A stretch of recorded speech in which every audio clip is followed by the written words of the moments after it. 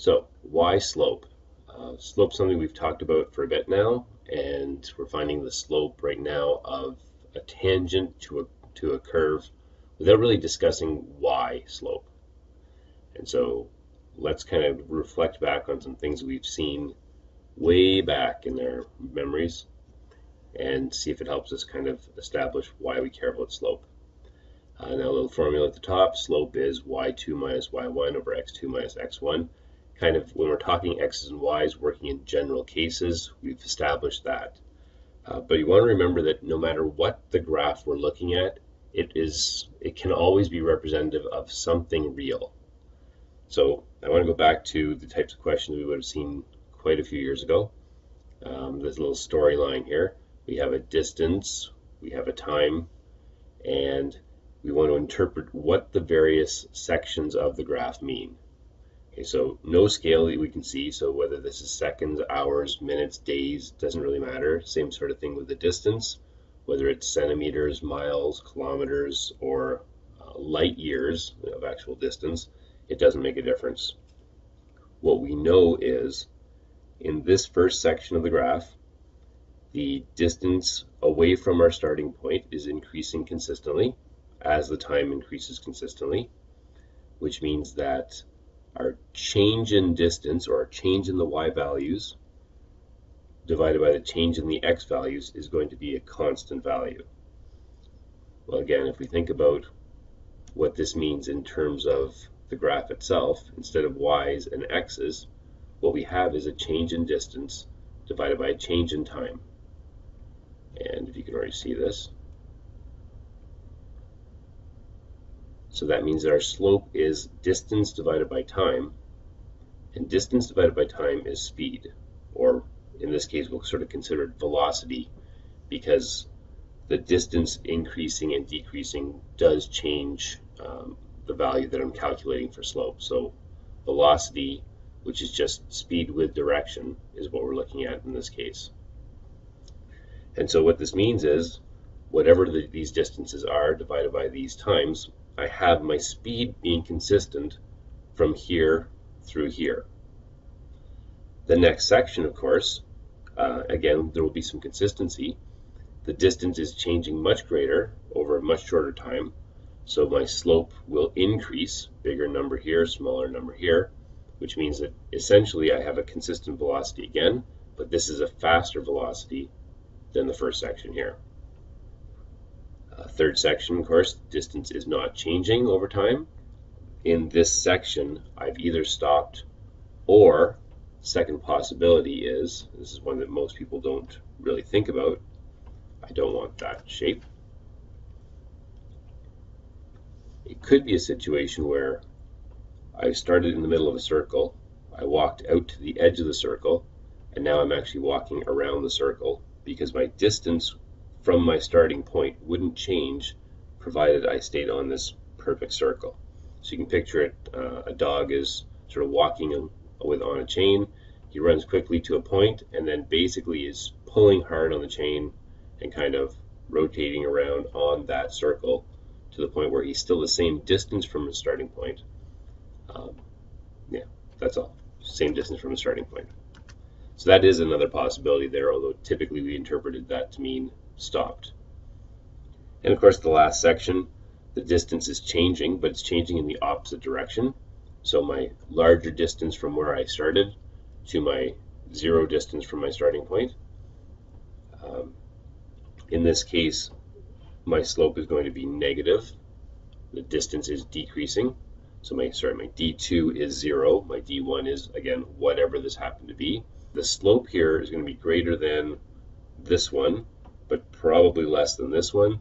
So I have a negative slope, which implies that my velocity is, again, a faster velocity than this one, probably slower than this one, but the negativity implies that it's headed back towards my starting point. Now, if we look at this graph, this is more going to be an indication of the sorts of questions we've been working on. Here I have a graph representing height versus time. I simply switched to height because in the context of a question, it's a little easier to see where a height would go this way than where a distance would. Obviously, any type of graph that can be drawn can be interpreted the same sort of way, but for the sake of a simple example, I think height and time here is a little bit nicer. So, how do we interpret height versus time? Well, it's not going to be that different. If we just think about the fact that height is simply a distance in the vertical direction, our slope will now be height divided by time, and so it'll simply be vertical velocity. So again, same basic question as last time, except the context might make more sense if we're looking at it in terms of height. So again, in this case, no scale really indicated. So whether this is a rocket being launched into the air, a ball being thrown into the air, doesn't really matter. We're interested in what happens along the way. Now, the big difference, of course, between this question and the previous one, this one had nice straight lines that allowed us to calculate slope, same as before. Essentially, what we had before was when we have 2 points, calculating the slope between them is very easy. In this case, it would be basically impossible for us to find any 2 points on this curve that would be able to indicate the actual slope at a given point. And some of you will know this as the idea of instantaneous rate of change. At this point right in here, the slope of this line is pretty close to what the slope is on the graph. But the second I move further, the point on the graph has changed. So the idea was, while we could pick 2 points on the curve and calculate maybe an average slope over that section, it would be pretty hard to know that at that specific point, my velocity is the value, x. And so this is where the slope is coming into play. We're saying that we could calculate the slopes along here. So as the gap between our points gets smaller and smaller, we're getting closer and closer to getting that exact slope on the graph. But again, we'll never be able to get our points so tight together that it's really representative of any single point. So that's the idea of the tangent here being the best representation of the slope at whatever that specific point is. And that's what we're finding when we do our limit formula. It works out that it's the rate at which the height is changing versus time at that specific instant, or of course what many of you have heard of as the instantaneous rate of change. But in this case here, in this specific question, the question is asking me, what is my velocity at exactly that given time? At time 1, 2, 3 seconds, let's say, if it happens to be, these are seconds. And so finding velocity at a specific point makes perfect sense. We should be able to do it. Obviously, if a ball is thrown into the air or a rocket's launched into the air at any given time, it has a specific velocity, and this is going to be our way of determining it. Finding the slope of a line that just catches that curve, the curve that represents the flight of, again, whatever our object is, at a very specific point. The limits will allow us to find that slope right there, which again represents, in this case, the vertical velocity at any given point.